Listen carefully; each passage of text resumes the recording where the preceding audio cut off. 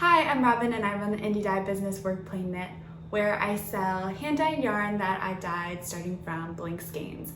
But occasionally I will re-dye or over-dye yarn that already has color on it, and that is what I'm going to walk you through in this process video.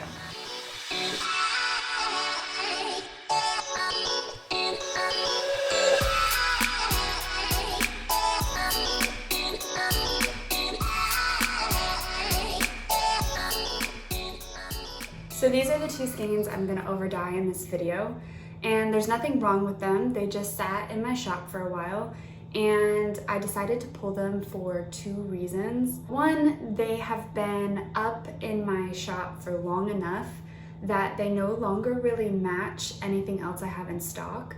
I like to keep all of the colorways I have in stock somewhat curated so that there's an overall style to what I have on my website, and you can really kind of tell my personal style by what you see all together. And the second reason that these are earmarked for an over-dye is because I see sections that I really like and then sections that I don't like so much. So I want to try to bring out some of the sections that I like. So right here, where there's this blend of vibrant color and like a rich dark brown, I really like that. But then some of the sections where there's just like bold pink like that, and then you could see just some plain green sections. I don't like these sections of just vibrant color or just the dark brown. I like where they mix. And then when you notice the like pale blue sections like this, the pale orange sections, and then some parts of the yarn that is just blank. Overall, there's just a lot going on. So now I'll just take you on a little montage of me prepping the yarn, and then I'll explain how I'm going to make this work.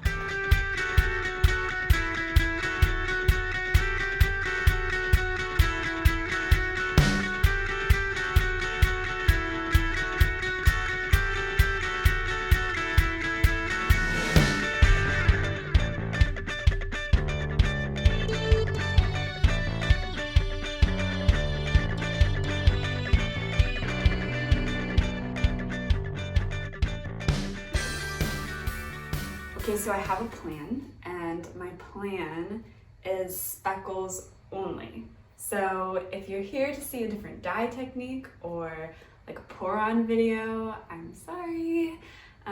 Just speckles, but maybe this will show you how speckles, depending on how you apply them, can completely change the look of a colorway. So I have my vibrant colors here, which I'm gonna target over the blank and brown sections of the yarn. And then I have a muted brown here, and then also a chocolate, like a rich brown. It's not actually, there's a dye called chocolate brown, but I'm not using that one because it breaks. So yeah, and I guess let me know if you want me to explain dye breaking in a future video, but yeah, so I'm using still a rich brown. Now I'm gonna go pop on a mask. If you've ever watched a dye video before, you've heard the mantra, wear a mask. I let this yarn soak in a tub of warm water and 2 to 3 tablespoons of citric acid for about 20 minutes. I generally use about a tablespoon of citric acid for every 100 grams of yarn, though I've read you can use a lot less. As long as you soak your yarn and will wash after the dyeing part, the citric acid will break down and your yarn will be soft and not taste like lemons.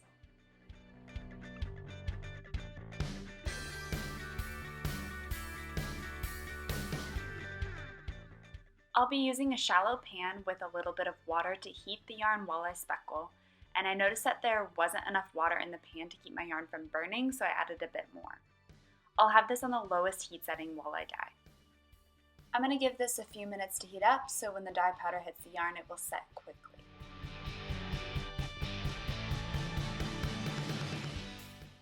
I'm starting with my colorful dyes to fill in the spots on the yarn where there's just brown or blank yarn.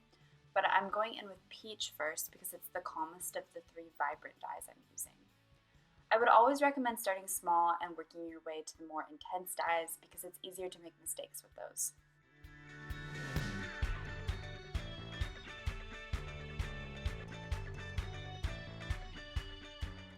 Now I'm going in with a very vibrant magenta, and I'm going to target the spots I just speckled over with peach. The magenta and peach are going to work together in this yarn, and I don't want them mixing with my next color because that could turn muddy. So I'm being intentional about where I'm aiming the speckles.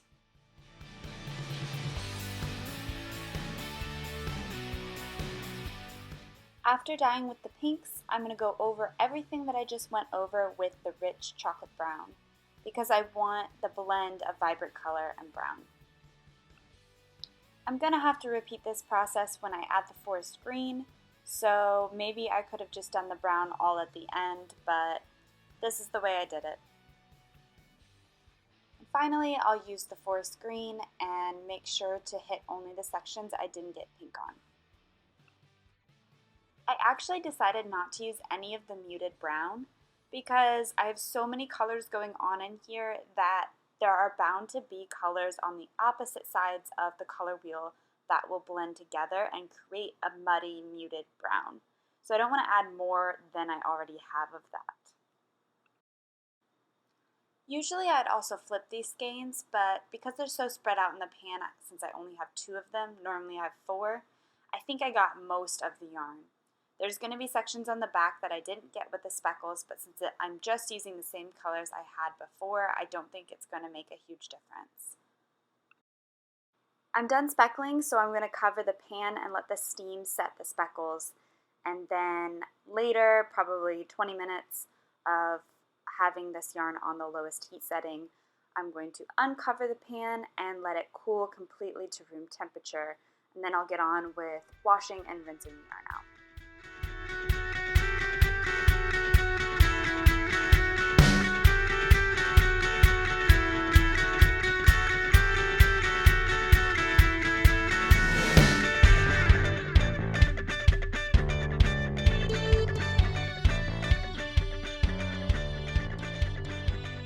I'm really happy how these turned out. I feel like I started with a colorway that was just a really busy application of a bunch of random colors, and I could just see that once it was knit up, it would be too much contrast and just be too much. I picked 2 of the colors in the original colorway, the pink and the green, to enhance, and then I did a deep brown all over to make it more muted and uniform. I love that there are no more eye-catching sections of pink and green that would have pooled in a really obvious way. Instead, there is an underlying layer of brown speckles all over that provide a very even base for the other colors to shine through. So even though I still have some pink sections and some blue sections, it all looks like it belongs to the same colorway, and any pooling effect that's gonna happen is gonna be really subtle.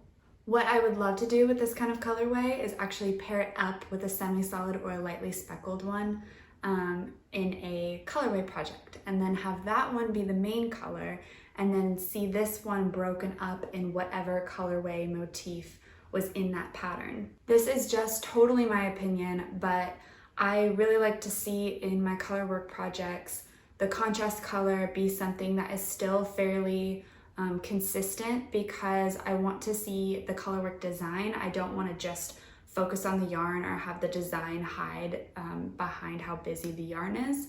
But I do really love seeing variegated and speckled colorways as contrast colors on color work projects. So if you use something like this, I think you would still very much be able to see the design, because you have kind of the same light and darkness throughout. By that I mean it's all dark. It doesn't have like bright white sections or bright dark sections, but there's still a lot going on in here that would add so much dimension to the design. And if a colorway like this seems a bit chaotic to you still, if you paired it up with something neutral, you would see that main color be that neutral kind of subtle color, and then just see pops of this that would be very contained throughout the project. You could even do a project that has very little color work and just have a little bit of this, just to add a little bit oomph to your project instead of just doing neutral or single color yarns. So I have some yarn that I pulled from my shelves to show you as an example. This is just stuff that I currently have in stock as I'm recording this video. And I'm going to untwist this so you can see the actual color and how it matches with this that I have here. So here is what it looks like undone. So you can see, hopefully you can see the tabletop from the angle. So this light blue one is called Neptune. So this could be a main color of a colorwork project paired with this. And the reason I thought this could look good is because there are some dark blue sections. And then I do see a little bit of light blue that matches pretty closely to this. It's not very prevalent in the yarn because, like I said, most of it's dark. But I'm just kind of pulling little pieces that I see from it to match this up. So I think this would be a really good color to do with it. And then I have this. I guess this is very similar. This is a little bit brighter, a little bit more fun than the Neptune one, and I don't actually see any of this seafoam like color in the skein, but I see the green that we added more of and was in the original colorway that I think is just a darker version of this, because this is a greenish with like a tint of blue, and so is that dark forest green. And then this is Drusilla, named after the character in the Buffy series, and I think that would be a really pretty main color to this contrast color, so you can probably see it closer up in the camera if I do this. Have this be the contrast. I think that would be really pretty. It's got that warm pink to it and then pops of purple. This has definitely got pinks and purples in it. I will list this in my shop right when this video goes up, so you can snag these skeins if you want to. I really like the idea of having a section on my website, a section of the shop portion of my website, where you can see all of the yarn that I've overdyed and like the befores and afters, and have it all live in that part of my shop. And then if you would like to see the exact names of the dyes that I used to speckle with and the approximate amounts, as well as the brand names of any of the materials I used to dye, where I found my pots, where I found my citric acid, anything else I find helpful around the studio. I've written all of that up in a blog post on my website, and I will link that in the description box of this video. And then if you watched this whole thing, thank you. And if you liked it or if you learned anything from it, please give the video a thumbs up, like hit the like button, which I feel really guilty saying because I always forget to do that when I'm watching videos. I always forget to like it afterwards, but I'm getting better about it, so please like mine. And then this is actually going to be a weekly video series, so if you like this and you want to watch more of it, you can subscribe and meet me back here next Thursday.